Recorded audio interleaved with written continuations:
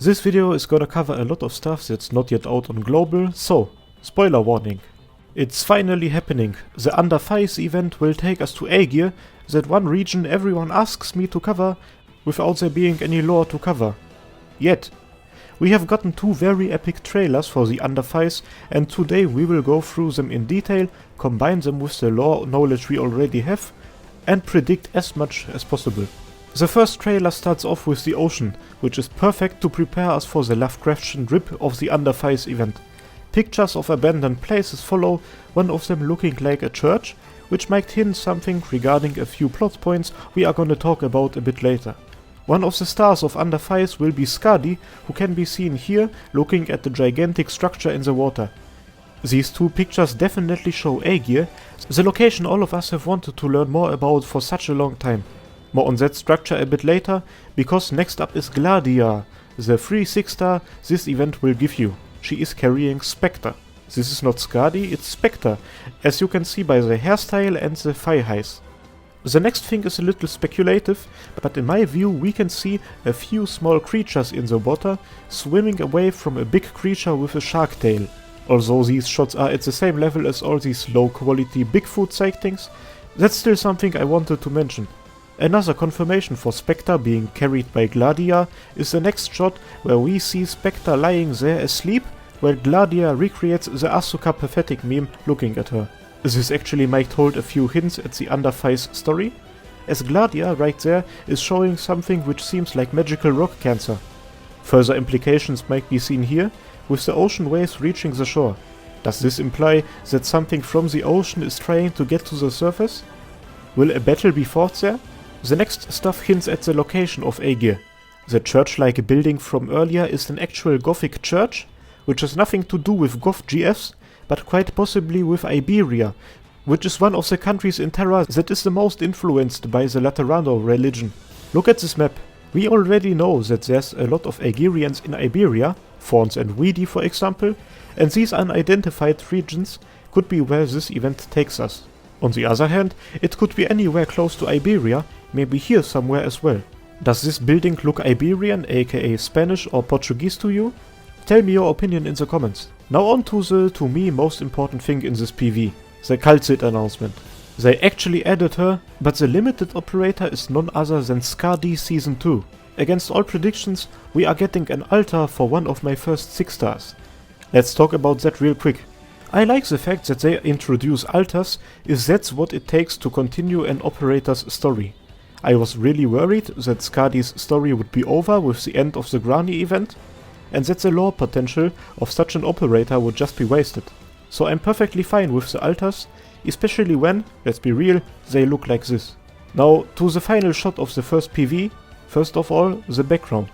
We see a gigantic structure with a volcano in the middle, which actually might explain how the Aegirians get warmth and energy. Also there's water flowing through the structure, but I don't think that's their poop water.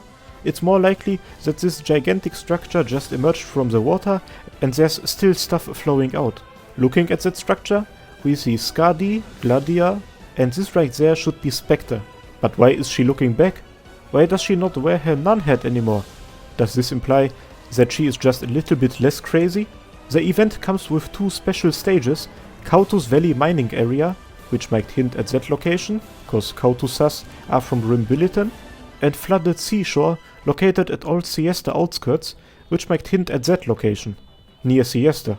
The furniture set coming with Under 5 includes the word playa, which is Spanish for beach, and that honestly does not help us at all, as both countries have a connection to that language.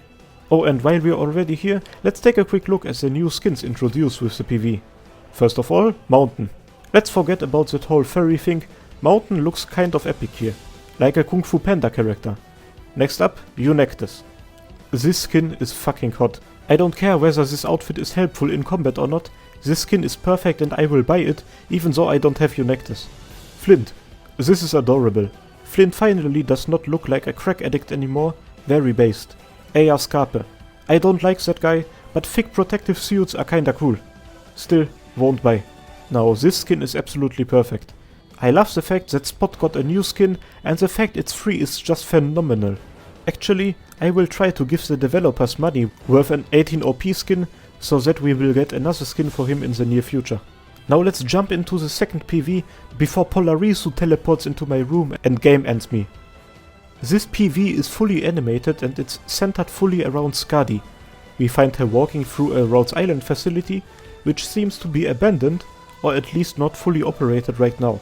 Is it one of our many safe houses spread throughout Terra? Everywhere in this place we find water dripping down. The drip of this water is so massive that it has gained consciousness. The little puddles are combining and forming into monsters. This is some eldritch stuff right there. Actually, all of that right there might be the Rhodes Island landship after something mad happened. Do you remember that scene from the end of the Granny event? Where Calcit and Skadi were arguing? When animated it turns into the cutest thing I have ever seen. And it actually happened in the room Skadi is at that very moment in the PV. By the way, this might tell us something about the timing of that event. If I get something wrong in the next few sentences, feel free to correct me, but I think it makes sense. Check this map. Back in my Fungi Mist video, I created this to predict Rhodes Island's journey. The discussion during the end of the Granny event has to have happened exactly here. Because in the ending scenes added to the Heart of Surging Flame rerun, that one heavy metal band pays Calcit a visit right after Skadi leaves the room. This timing makes even more sense when you look at Granny, who is a Kuranta but comes from Victoria, which is the area we would have passed through when we arrived at Siesta. This is how I see that stuff, and all of that combined is what reassures the theory that Aegir, or at least parts of Aegir, are located in that area, close to Siesta and Iberia. Or maybe I misinterpreted something and you can scrap these last few sentences, so let's forget about that and look at Sleeping Spectre. This shot has made it clear to me that I have to E2 my Spectre immediately. But now she's gone.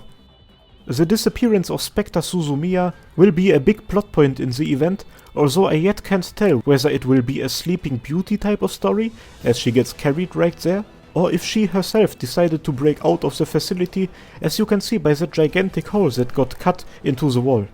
Damn, I wish that was my Skadi finds a chain on the floor which is dripping. And if any of you know where the chain is from, then please comment it right now. Pretty sure it might just be specters, but maybe it hints at something else.